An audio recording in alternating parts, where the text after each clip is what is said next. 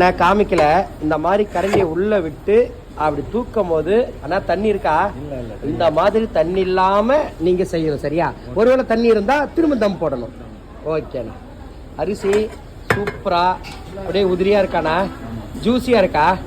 எல்லாருமே என்ன ஜூஸினா கேட்குறாங்க. அந்த ரைஸ் அப்படியே அந்த சிக்கன் எசன்ஸ் இறங்கி நல்லா மினுமினுப்பா லென்த்தியா இருக்காண்ணா. அப்படி பண்ணா அப்படி பொட்டணும்ண்ணா பிரியாணி. ஓகேவா? நல்லா கொதிச்சு ஆயில் பிரியுது. அந்த ஜூஸை திரும்ப அள்ளி காட்டுறோம் பாருங்க.